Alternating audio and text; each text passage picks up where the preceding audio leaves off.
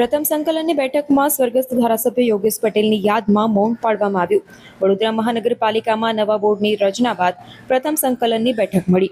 Municipal commissioner Arun Mahesh બાબુની અધ્યક્ષતામાં આ બેઠક મળી. ધારાસભ્યો ચૈતન્યસિંહ ઝાલા, ધર્મેન્દ્રસિંહ વાઘેલા, કેયુ રોકડિયા સંકલનમાં ઉપસ્થિત રહ્યા. સંકલનમાં અલગ અલગ વિભાગના અધિકારીઓ પણ ઉપસ્થિત રહ્યા હતા. વડોદરાને લાગતા વિવિધ પ્રશ્નો ઉપર ચર્ચા કરવામાં આવી.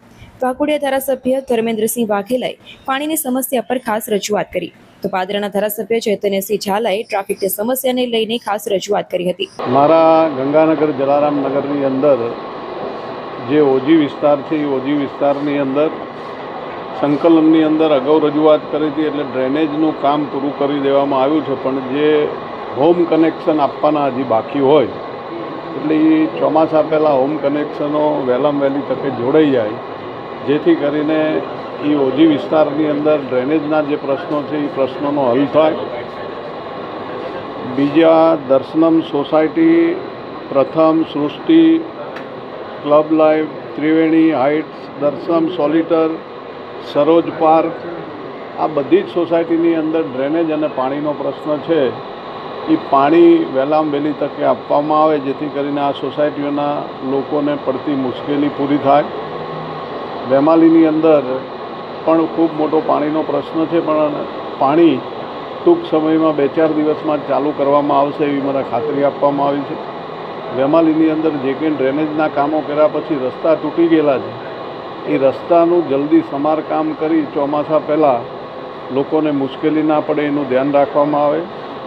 આજવા સરોવર મારી વાઘોડિયા વિધાનસભાની અંદર આવતું હોય, તો આજવાથી જયસિંહપુરા સુધીના વચ્ચેના જે ગામો આવે છે એ તમામ ગામોને આજવાનું પાણી આપવામાં આવે, એ આજના દિવસે આ બધી જ મારી માગણીઓ હતી અને સકારાત્મક જવાબ આપ્યો છે. અને ટૂંક સમયમાં આજવાના પાણીની લાઇનનું કામ પૂરું થશે, એટલે ગામ લોકોને પણ પાણી આપીશું એવી ખાતરી આપવામાં આવી છે. ઓજી વિસ્તારમાં આપણે વાત કરી કે પાણીની સમસ્યા છે, તો કોર્પોરેશન પાસે એટલું ઇન્ફ્રાસ્ટ્રક્ચર છે હાલમાં કે જે ટૂંક સમયમાં પાણીની સમસ્યા હલ કરી શકે? એ લોકોએ કીધું છે કે ભાઈ બધાને અમે એક સાથે પાણી પૂરું નહીં કરી શકીએ, અમારો પ્લાનિંગ છે થોડો સમય લાગશે, પણ આ તમામ સોસાયટીઓને અમે પાણી આપશું.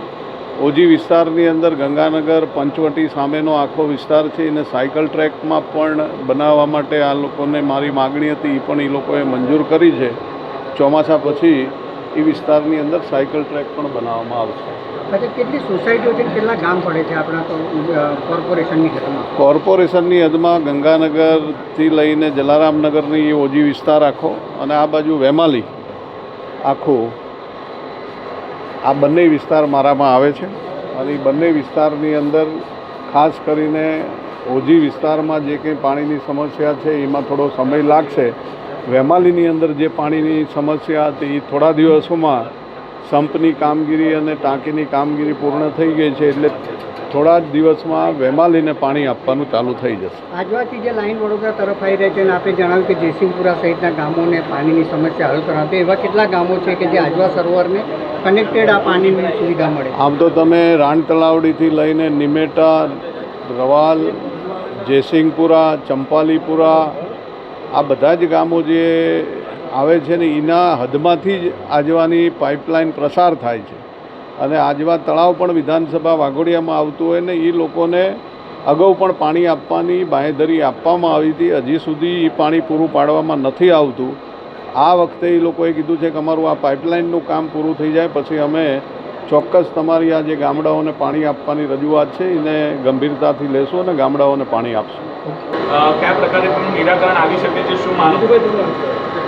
વીએમસીની આજની સંકલનની મિટિંગમાં મુખ્યત્વે પાદરા વડોદરા રોડ પર જે ટ્રાફિક જામની સમસ્યા થાય છે તેના કાયમી નિકાલ માટે મારા દ્વારા ફ્લાયઓવરની રજૂઆત કરવામાં આવી હતી, જે વીએમસીએ અગાઉ બજેટમાં મંજૂર કર્યું છે. અને કાયમી નિકાલ માટે હાલ આ ફ્લાયઓવર માટેની ડિઝાઇનિંગનું કામ ચાલુ છે, અને ત્યારબાદ આગળ ટેન્ડર થઈને એનું કામ શરૂ કરવામાં આવશે. પરંતુ તેની સાથે હાલ ટ્રાફિક સમસ્યાનું નિરાકરણ લાવવા માટે સમન્વય સ્ટેટસ બાબા માર્બલ પાસે જે વરસાદી કાચ ક્રોસ થાય છે તેનું નાળું પહોળું કરીને ટ્રાફિક જામની સમસ્યા દૂર કરવા માટેનું પ્લાનિંગ કરવામાં આવ્યું છે. એની સાથે મારા પાદરા વિધાનસભા વિસ્તારમાં આવતા સોનારકુઈ અને સેવાસીના બાજપાઈ 1 અને 2માં ગટર લાઇનની સમસ્યા છે. સોનારકુઈમાં નવી નાખવાની છે અને બાજપાઈ 1 અને 2માં ગટર ઉભરાવાના ઘણા પ્રશ્નો થાય છે. તો તેનું નિરાકરણ પણ તાત્કાલિક લાવવા માટે સૂચના આપવામાં આવી છે. અને સાથે જ પ્રધાનમંત્રી આવાસ યોજના હેઠળ બનેલ પ્રગતિ હાઇટ્સ ખાનપુર ખાતે આવેલ છે, જેનો ડ્રો થઈ ગયો છે, બનીને તૈયાર થઈ ગયા છે અને હાલ મુખ્યમંત્રી શ્રી કે અન્ય મંત્રીશ્રી માટેની રાહ જોવાઈ રહી છે. ટૂંક સમયમાં તેમના વરદ હસ્તે આ પ્રગતિ હાઇટ્સના જે લાભાર્થીઓ છે તેઓને આવાસ સુપ્રત કરવામાં આવનાર છે. ચોમાસા પહેલાં તમારી રજૂઆતને ધ્યાનમાં રાખવામાં આવશે, શું લાગે છે? ચોમાસા પહેલાં જે મારી રજૂઆત હતી બાજપાઈ 1 અને 2માં તેનું તાત્કાલિક ગટરનું કામ ચાલુ કરવામાં આવશે અને સોનારકુઈ કે જ્યાં નવીન ગટર લાઇન નાખવાની છે તેનું કામ જે ચોમાસા પછી શરૂ